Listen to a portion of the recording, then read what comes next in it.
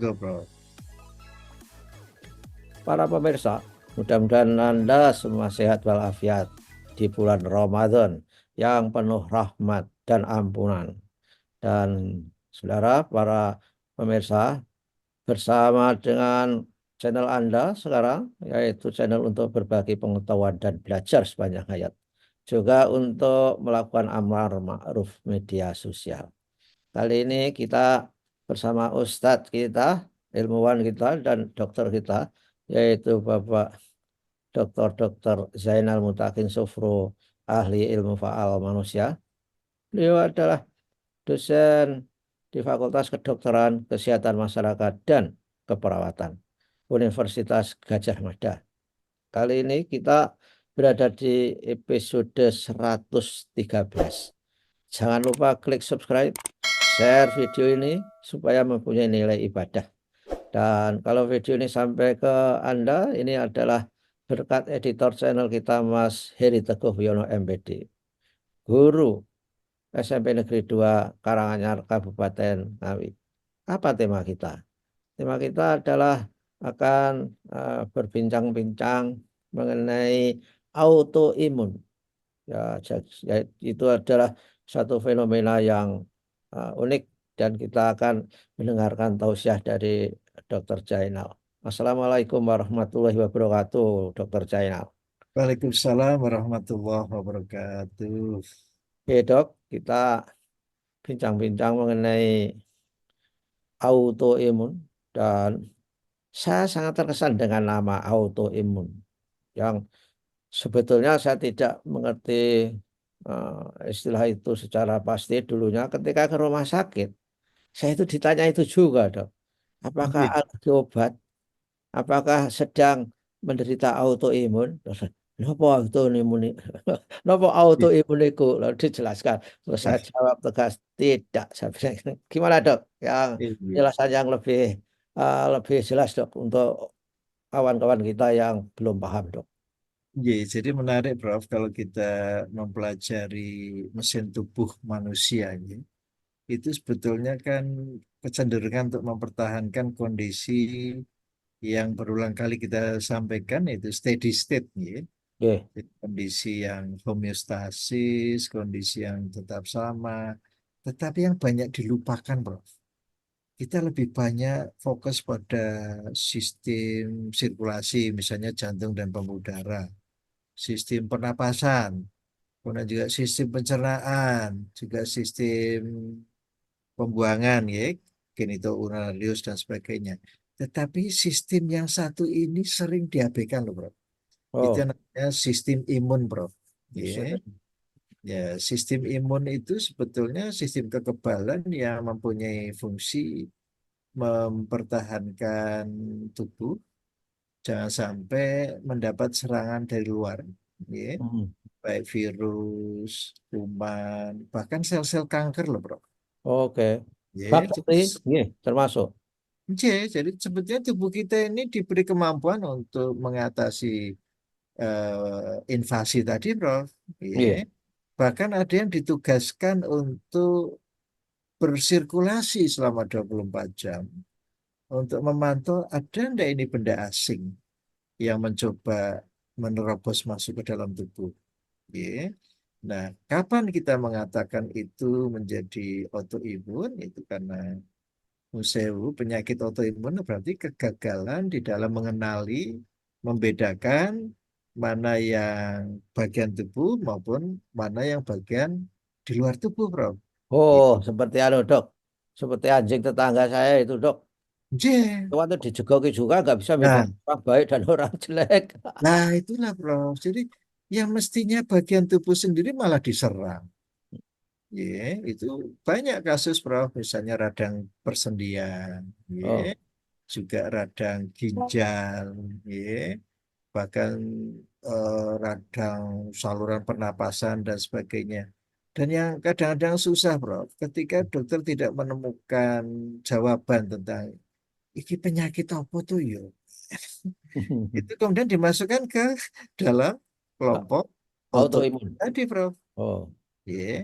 jadi Jadi Dok, Dok, iya. fenomenanya autoimun itu tidak secara generik seluruh tubuh diserang semua. Jadi pada bagian-bagian tertentu saja yang diserang. Apa sistem kekebalannya itu diserang sendiri, dimakan sendiri itu, Bro. Betul, Prof. Ya, seperti tadi ada yang localized ginjal, ya. Misalnya radang ginjal, kemudian ada saluran nafas, misalnya nopo radang di saluran nafas, kemudian juga persendian, ya. Dan sekali lagi, Prof, tidak hanya localized, tapi juga bisa generalized, Prof. Hmm. Misalnya pada SLE, ya. Hmm. Namanya aja sistemik, Prof. Oh ya, sistemik, L-nya lupus, sistemik lupus E-nya eritematosus. eritematosus. Ya, eri itu kan Sistemik, merah. ya. Sistemik lupus eritematosus. Eritematosus. Itu Waduh, tidak namanya hanya, bagus dok namanya, bagus itu. iya. Nah, Hmm. ini kalau orang Jawa sering keliru, lupusnya itu luput apa piye toh ini? Subhanallah. Iya. Jadi itu tidak hanya di satu organ, Prof, bisa sampai ke otak, sampai ke kulit, sampai ke paru, sampai ke usus, ya, secara bersamaan. Sehingga sekali lagi, Prof, pada prinsipnya adalah memori, Prof. Ternyata sel-sel darah putih itu punya memori, Prof. Hmm. Memori ini jangan sampai terganggu, sehingga tetaplah bisa membedakan mana kawan, mana lawan. Ya. Maka sebetulnya Prof, kalau kita mau mengacu surat Al-Hasr 18 dan 19, ya, di situ dikatakan wala takunu kalladzina nasullah. Jadi tetaplah kita itu menjalin hubungan yang baik dengan Yang Maha Pencipta. Jangan sampai kita melupakan, Prof. Ya. Jadi ini nanti efeknya itu sampai ke sel. Jadi Oke. jadi lupa memorinya itu. Hmm. Ya. Nah, untuk itulah maka yang penting sekali lagi cara menyikapi, Bro. Kalau kita memperhatikan betapa nikmat yang Allah berikan pada kita ini kan, kita nyaris tidak mampu menghitung loh, Bro. Hmm. Kita baru sadar ketika ada gangguan dikit di organ kita. Oh, Ya. ternyata sehat tuh nikmat. Nah, gitu, Bro. Ya, dan mungkin dok, mungkin kita perlu tiba Nabi Sabur yang sakit, Nabi Ayub ya dok, yang sakit macam-macam bertahun-tahun itu, tapi Betul, tetap Bro. saja bersyukur bahwa sakitnya itu lebih pendek dari sehatnya. Gitu. Persis, Bro.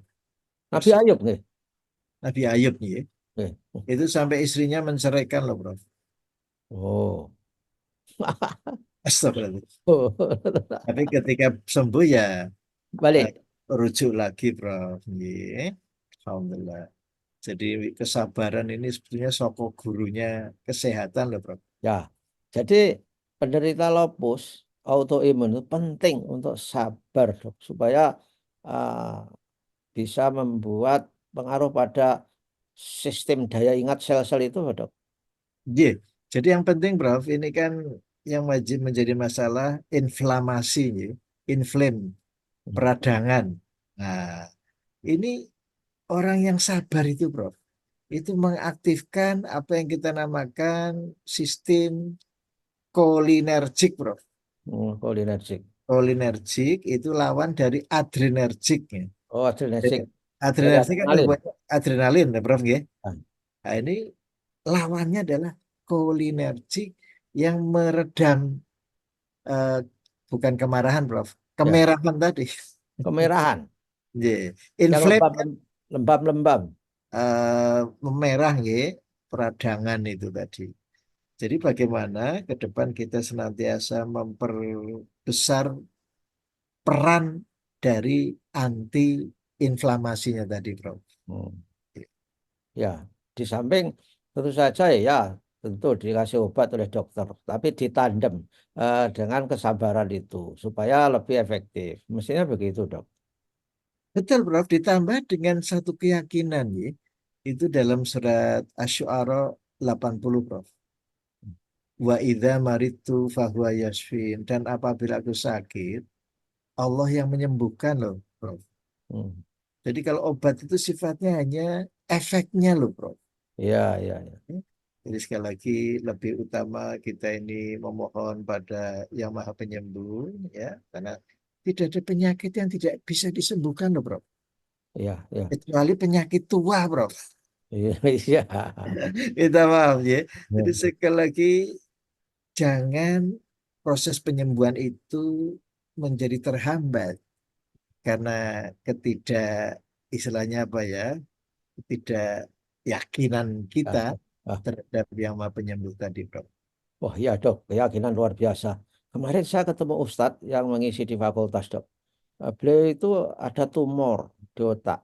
Lalu dokter 5 itu rapat diberitahu. Sampean Subhanallah. itu dalam waktu dekat ini akan bisa fatal karena bisa bisa buta, tuli dan lumpuh.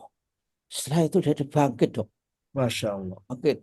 Pak dokter, saya itu nggak takut mati. Insya Allah, Allah akan memberi jalan. Dan Subhanallah. ternyata lama-lama apa tumornya itu kok hilang sekarang dok. Masya Allah. Dan keyakinan seperti itu. Bahkan salah satu dokternya yang sepuh ke yang salah satu tim itu yang meriksa dia itu mendatangi beliau karena dokternya itu takut mati dok. Kalau Masya Allah. jadi ustadznya itu bilang nggak takut mati karena apa? Kalau Allah kalau beri sakit ada obatnya. Lalu akhirnya dibawa ke Singapura, dikatakan kalau dioperasi gimana peluangnya? Peluangnya hanya 20%. Masya Allah.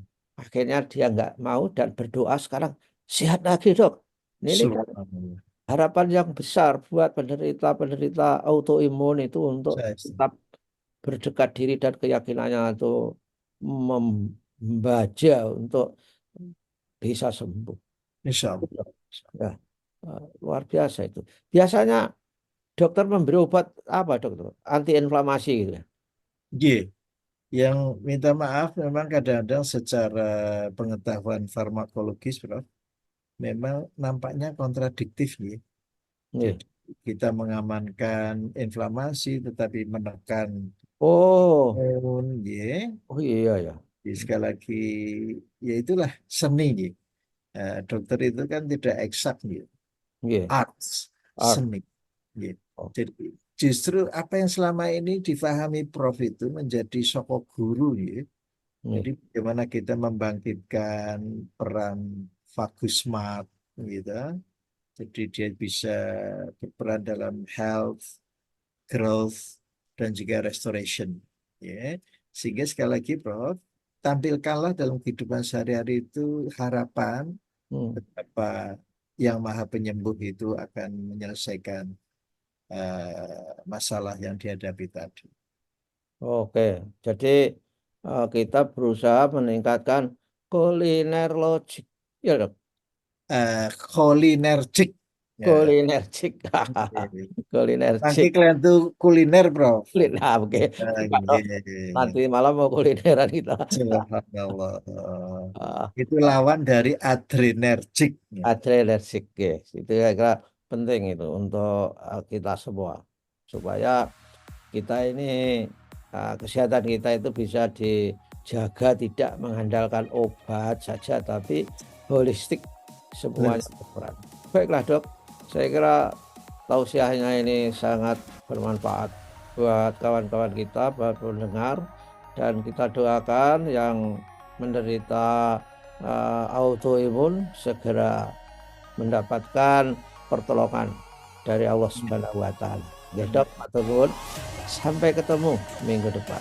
Wassalamualaikum warahmatullahi wabarakatuh. Waalaikumsalam warahmatullahi wabarakatuh.